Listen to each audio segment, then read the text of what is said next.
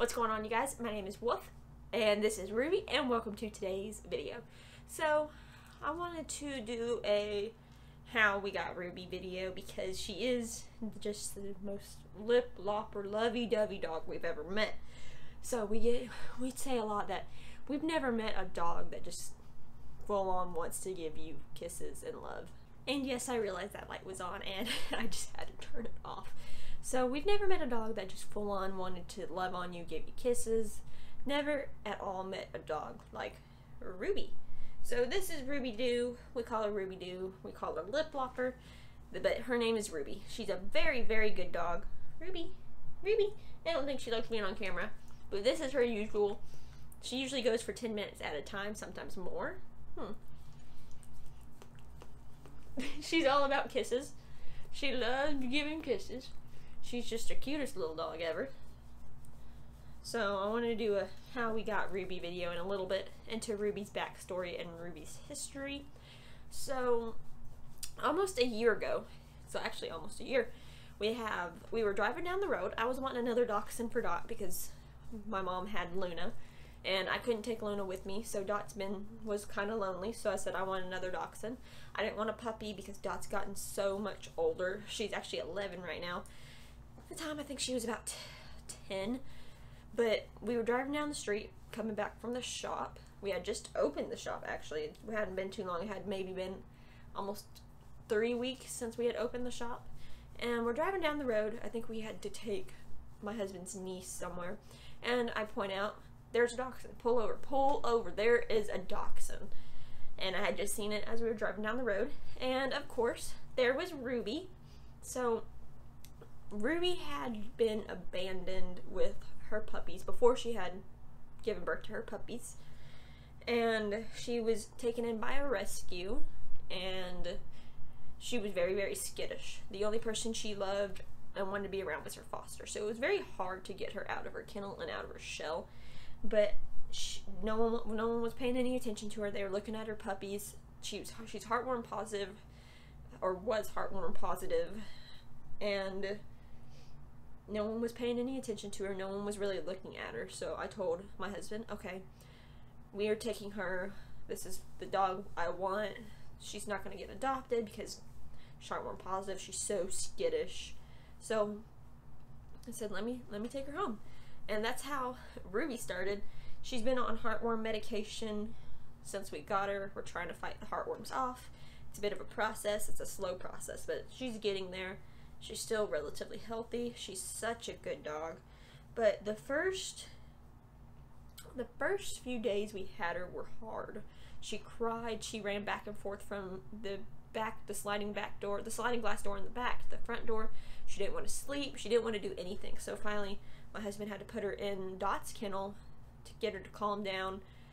And she slept there. The second day wasn't much better, but we went and laid in bed. And she came and rolled over with us. So that was the start of Ruby Doo. That was the start of her being comfortable with us. She finally had laid down with us and she was getting comfortable. Dot wasn't really big on her. She didn't really like her that much. But Ruby kept forcing her way in, forcing Dot to lay with her, and finally Dot got comfortable. But then tragedy kind of struck. So the rescue told us we had to get her spayed, which that's normal, you know, nothing wrong with that.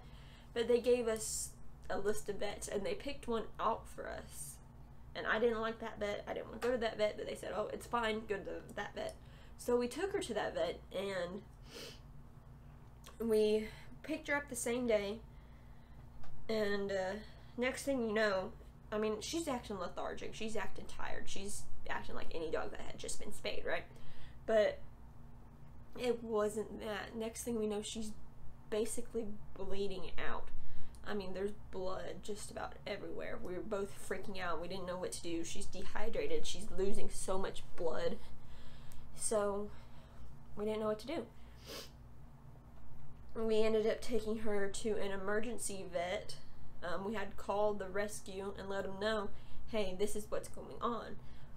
I mean, there's been so many reactions with this vet having issues with other dogs, including Dot, We've had problems with him just kind of, Dot's allergic to the lepto vaccine. She breaks out, her throat closes, and I've had a reaction with them when I took her to the vet after getting her shot.